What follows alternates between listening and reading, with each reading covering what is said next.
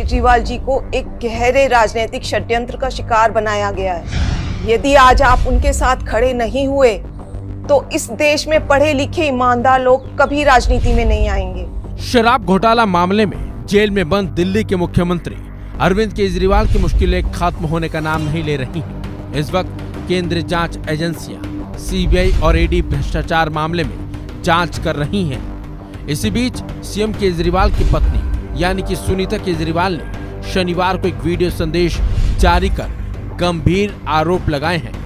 सुनीता का कहना है कि उनके पति गहरी राजनीतिक साजिश का शिकार हुए हैं और उन्हें ईडी ने गवाह के झूठे बयान पर गिरफ्तार किया है। सुनीता केजरीवाल ने वीडियो में कहा कि केजरीवाल को एनडीए सांसद मंगुटा श्रीनिवासुलु रेड्डी के बयान के आधार पर गिरफ्तार किया गया है। सुनिए सुनीता केजरीवाल का पूरा बयान, उन्होंने क्या और कैसे गंभीर आरोप लगाए जिससे खलबली मच गई है। नमस्कार।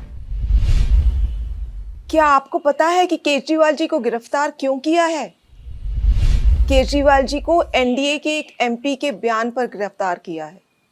उनका नाम है मंगुटा श्रीनिवासुलु रेड्डी यानी एमएसआर। एमएसआर आंध्र प्रदेश से एनडीए के एक सांसद हैं। एमएसआर ने ऐसा क्या बयान दिया जिससे आपके मुख्यमंत्री केजरीवाल को गिरफ्तार कर लिया? 17 सितंबर 2022 को एमएसआर के ठिकानों पर ईडी की रेड हुई। उनसे पूछा गया कि क्या वो कभी केजरीवाल जी से मिले हैं। उन्होंने कहा, हाँ, मैं 16 मार्च 2021 को केजरीवाल जी से दिल्ली सचिवालय में उनके दफ्तर में मिला था। मैं दिल्ली में एक फैमिली चैरिटेबल ट्रस्ट खोलना चाहता था। उसके लिए दिल्ली के सीएम से जमीन के बारे में बात करने गया था। केजरीवाल जी ने कहा, लैंड एलजी के पास है, एप्लीकेशन दे दो, हम देखते हैं, और कहकर चले गए। ईडी को एमएसआर का जवाब पसंद ही नहीं आया। ईडी ने कुछ दिन बाद एमएसआर के बेटे राघव मंगुटा को गिरफ्तार कर लिया।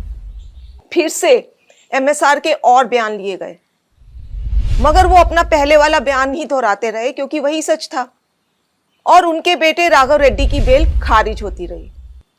इस दौरान सदमे से राघव की पत्नी यानी एमएसआर की पुत्रवधू ने आत्महत्या करने की कोशिश की और उनकी बूढ़ी मां बहुत बीमार हो गई।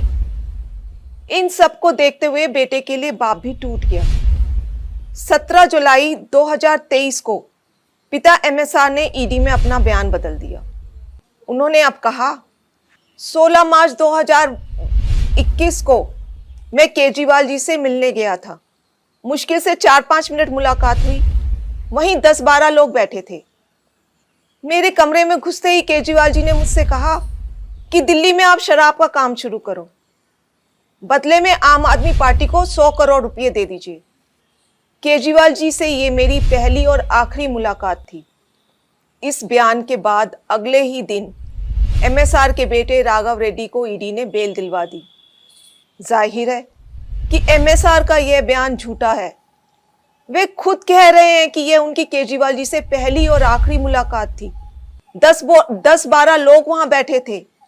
अगर किसी को किसी से पैसे मांगने भी थे तो वह क्या कोई किसी अजनबी से पहली मुलाकात में ही 10-12 लोगों के सामने इस तरह पैसे मांग लेगा? जाहिर है कि एमएसआर के बेटे और परिवार को 5 महीने बुरी तरह प्रताड़ित किया गया। इसीलिए एमएसआर ने अपने बेटे को बचाने के लिए झूठा बयान दिया, और इस बयान को देने के बाद 2 दिन में ही एमएसआर के बेटे को बेल मिल जाती है। इन सब बयानों से एक बात तो साफ हो गई कि अपने बेटे को जेल से निकलवाने के लिए एमएसआर ने झूठा बयान दिया। कोर्ट ने भी केजरीवाल जी को बेल देते हुए यही माना कि ईडी ने बेल का लॉलीपॉप देकर बयान लिया बिना किसी सबूत के। आपके बेटे केजरीवाल जी को एक गहरे राजनीतिक षड्यंत्र का शिकार बनाया गया है। वो एक सामान्य पढ़े लिखे देशभक्त और कट्टर ईमानदार व्यक्ति हैं। यदि आज आप उनके साथ खड़े नहीं हुए तो इस देश में पढ़े लिखे ईमानदार लोग कभी राजनीति